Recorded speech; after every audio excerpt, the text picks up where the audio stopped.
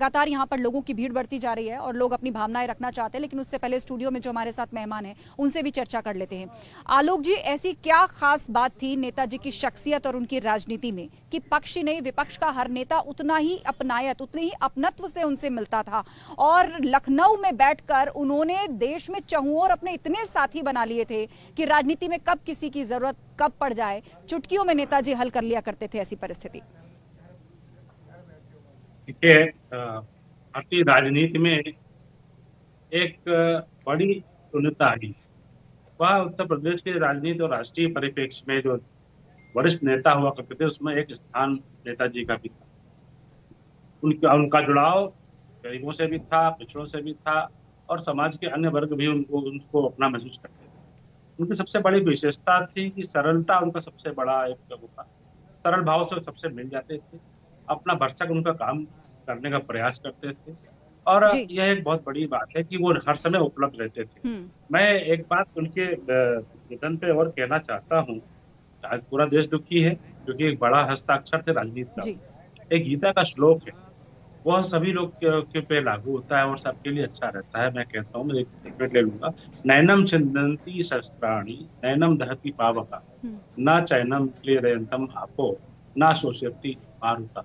इस आत्मा को शस्त्र नहीं मार सकता, इस आत्मा को आग नहीं जला सकती, इस आत्मा को पानी भिगो नहीं सकता और वायु सुखा नहीं सकती। इन आत्माओं के तमाम जन्म उनके पूर्व जन्मों के कृत्यों के आधार पर पुनर्जन्म होते आए हैं।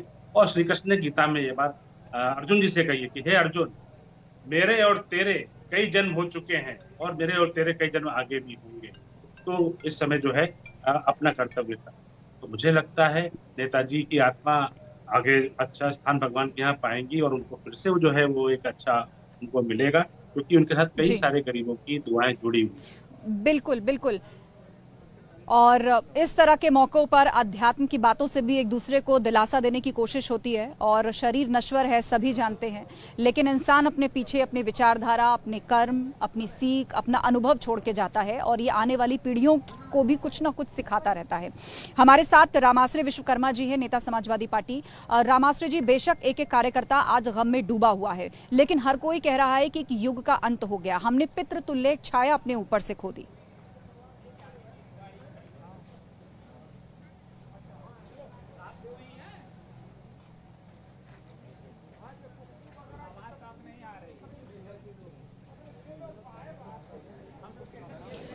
चलिए, तो लग रहा है रामाश्रय जी तक आवाज नहीं पहुंच पा रही है। सुधींद्र भदौरिया का रुख करते हैं, बसपा नेता हैं। सुधींद्र जी, बसपा से भी समाजवादी पार्टी ने गठबंधन किया और नेताजी मुलायम सिंह यादव के रहते रहते कोई कल्पना भी नहीं कर सकता था जब वो प्रत्यक्ष रूप से फैसले लेते थे कि कभी ऐसा भी दिन आएगा कि ये भी गठबंधन होगा, लेकिन ऐसा हुआ। अखिलेश यादव ने बहन जी के पैर भी छुए। बसपा आज कैसे याद करेगी नेता मुलायम सिंह यादव को?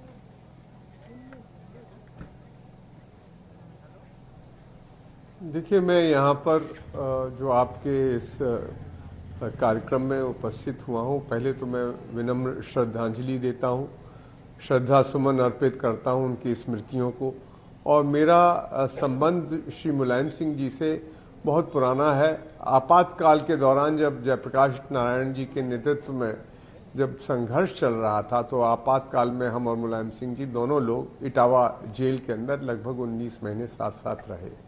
तो मेरा जो उनसे संबंध, जब उन्होंने समाजवादी पार्टी बनाई सन 92 में और उससे साथ उस समय बसपा के साथ मान्यवर काशीराम जी के साथ मिलकर वो चुनाव लड़े और भाजपा को हराया भी था, उससे पहले से भी संबंध रहा है। तो आज मैं पूरा शोककुल परिवार के साथ हूँ। पर मैं उसके अलावा मैं ये भी कहना चाहूँगा, क्योंकि हम लोग भी इटावा से हैं और उनके गाँव और हमारे गाँव में ज़्यादा दूरी नहीं है, तो अपने बचपन काल से और उनके परिवार के हमारे बीच के बड़े गहरे संबंध रहे। एक दूसरे को हम लोग जानते रहे, साथ भी रहे और विरोध में भी रहे। पर आज का दिन इस स्मृतियों का है, जो हमारी स्मृतियां उनके बारे में हैं, जिसमें जैसे मैं जब जेल में था तो उन्होंने किस तरह से हमारे बड़े भाई के तौर पर हमारा ख्याल रखते थे, चाहे कोई ज़रूरत की चीज़ हो और भी कई चीज़ हो, छोटी छोटी उनके बारे में बारीक जानकारियां रखना और उनके बाद उसका ख्याल रखना, ये मुलायम सिंह जी का स्वभाव का हिस्सा था। और हम जी, ये जी। चाहेंगे कि आज हम श्रद्धा सुमन अर्पित बिल्कुल, करें और इसीलिए कहा उनकी जाता है कि स्मृतियों पार्टी को कोई भी उसी रही तरह हो, से संजो के लेकिन रखें। ये लेकिन उनके दौर का हर नेता, यहाँ तक कि आने वाली पीढ़ी भी उनका इसीलिए सम्मान करती थी कि वो एक एक कार्यकर्ता को उसके नाम से भी जानते थे और दूसरी पार्टी के भी कई नेताओं के साथ उनके बहुत अच्छे संबंध थे और वक्त जरूरत पड़ने पर नेताजी ने उनकी मदद भी की और उससे कभी पीछे नहीं हटते थे। कुछ और लोग यहाँ पर हमारे साथ हैं। आप बताइए, एक लंबा चौड़ा राजनीतिक करियर नेताजी का रहा है। सैफई से उठ के उत्तर प्रदेश के 2 बार मुख्यमंत्री रहे, देश के रक्षा मंत्री रहे, तो सैफई से उनका पुराना नाता है और उन्हीं के ही कारण आप कह लीजिए कि सैफई को आज देश में लोग जानते भी हैं।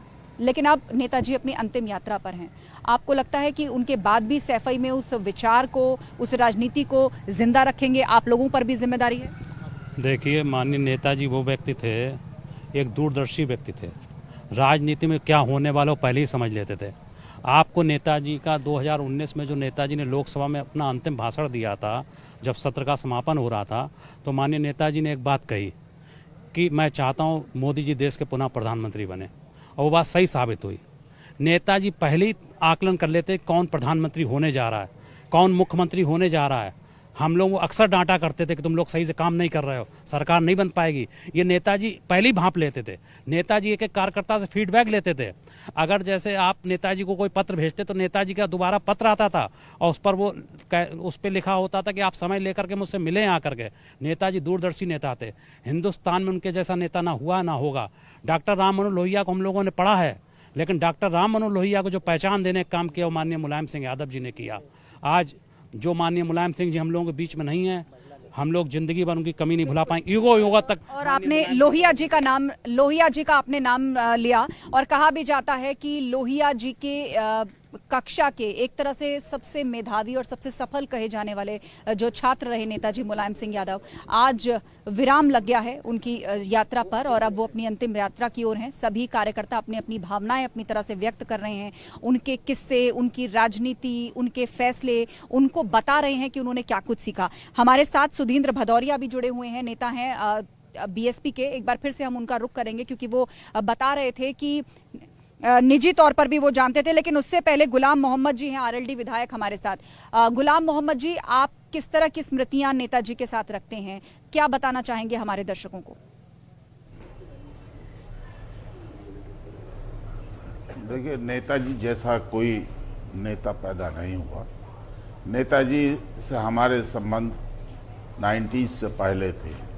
अब मुझे 91 में भी समाजवादी जनता पार्टी से चुनाव लड़ाया था नेताजी ने, और तभी से लेकर के उससे पहले से हम लोग एक विचारधारा से जुड़े हुए हैं। वो सच्चे संविधान के उपासक थे।